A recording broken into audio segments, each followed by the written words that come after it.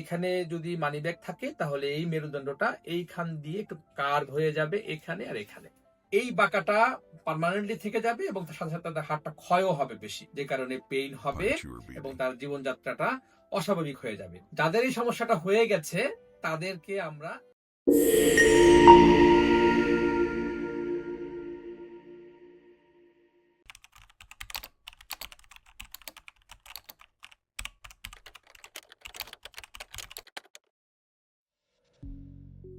আসসালামু আলাইকুম, সবাইকে অনেক অনেক শুভেচ্ছা এবং অভিনন্দন।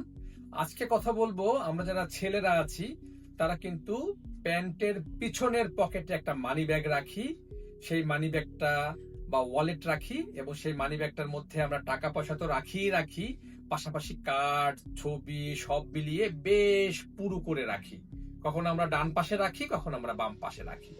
এই মানি ব্যাগ রাখার কারণে আমাদের কি ধরনের হ্যাজার্ড হয় সেটা নিয়ে কথা বলবো। আমরা আগেই বলেছি আমাদের মেরুদণ্ডটা একটা পশ্চারাল ভিডিও আমরা করেছিলাম যে আমাদের অ্যালাইনমেন্ট, এই যে আমাদের মেরুদণ্ডটা দেখাচ্ছি, এই মেরুদণ্ডটা কিন্তু মাথা থেকে কোমর পর্যন্ত বাঁশের মতো সোজা না, এটা কিন্তু কোমরের দিকে এক ধরনের বাঁকা, এরকম একটু কার্ভ থাকে, ঘাড়ের দিকে এক ধরনের কার্ভ থাকে, আবার পিঠের দিকে এক ধরনের কার্ভ থাকে। অর্থাৎ এই ঘাড়ের দিকে আর কোমরের দিকে বাইরের দিকে সি থাকে, বাইরের দিকে সি কার্ভ থাকে, আর এই পিঠের দিকে ভিতরের দিকে সি কার্ভ থাকে।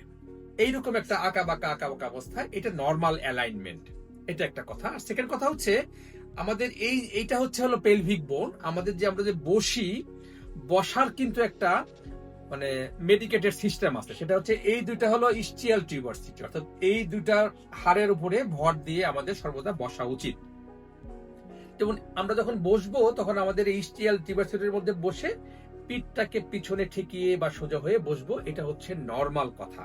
কিন্তু যদি আমরা একটা ওয়ালেট রাখি তখন কিন্তু ডান পাশে বা বাম পাশে যদি একটা ওয়ালেট রাখি তাহলে কিন্তু আমাদের এই ওয়ালেট রাখার কারণে এক পাশের স্পাইনটা একটু বাঁকা হয়ে যায়। অর্থাৎ এইটা এভাবে থাকলে এখানে যদি মানি ব্যাগ থাকে তাহলে এই মেরুদণ্ডটা এইখান দিয়ে একটু কার্ভ হয়ে যাবে এখানে আর এখানে। এই কার্ভ হয়ে যাওয়ার কারণে আমাদের স্পাইনালের যে কার্ভেচার যেটা আছে সেটা নর্মালটা নষ্ট হয়ে গেল। নষ্ট হয়ে যাওয়ার পরে হয় কি, আমাদের যে পাশ দিয়ে যে স্পাইনাল নার্ভ গুলো বের হয়, অর্থাৎ প্রত্যেকটা স্পাইন থেকে দুটো করে নার্ভ ডান পাশ দিয়ে বাম পাশ দিয়ে বের হয় এবং এই কিছু এরিয়াতে এটা সাপ্লাই করে, আমাদের সেন্সেশনটা, আমাদের মোটরটা এখান থেকে সাপ্লাই হয়। কিন্তু যখন এই চাপ পড়ে, তখন এই নার্ভের মধ্যে যখন চাপ পড়ে তখন ওই পাশে এই ইম্পালসটা ঠিক মতো যায় না, যে কারণে পেইন হবে এবং এক ধরনের সমস্যা হবে।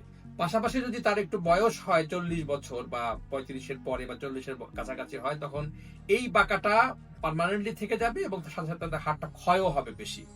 তখন কিন্তু সে একটা ডিফর্মিটি ডেভেলপ করবে তার, এবং একটা ধরনের ব্যথা হবে এবং তার জীবনযাত্রাটা অস্বাভাবিক হয়ে যাবে। শুধুমাত্র এই মানিব্যাগটা যদি সে ব্যবহার ঠিক মতো করতে পারতো, মানিব্যাগ ঠিক আছে পিছনে কেউ রাখতে পারে, কিন্তু যখন সে বসবে তখন এই মানিব্যাগটাকে বের করে সাইড পকেটে রাখতে হবে। এটা হচ্ছে কথা। এগুলো যদি না মানা হয় তাহলে তার এই সমস্যা থেকে সে বাঁচতে পারবে না। যাদের এইভাবে এই না জানার কারণে, ভুল পথে মানিব্যাগ ব্যবহার করার কারণে বা ওয়ালেট ব্যবহার করার কারণে যাদের এই হাড় বাঁকা হয়ে গেছে বা হাড় ক্ষয় হয়ে গেছে, তাদের আপাতত ভয় পাওয়ার কিছু নাই। আপনারা আমাদের কাছে এসে একটা চিকিৎসা যদি নেন, আপনার যে কার্ভেচারটা হয়ে গেছে সেটাকেও আমরা ঠিক করে ফেলতে পারবো, ব্যথা যেটা আছে সেটাও ঠিক হয়ে যেতে পারে। যদি ফিজিওথেরাপি চিকিৎসা নেন বা কিছু এক্সারসাইজ করেন, কিছু নিয়ম মেনে চলেন, এখন থেকে মানিব্যাগটা আর ওইভাবে না রাখেন, তাহলে আশা করা যায় আপনারা সুস্থ হয়ে যাবেন। সবাইকে ধন্যবাদ।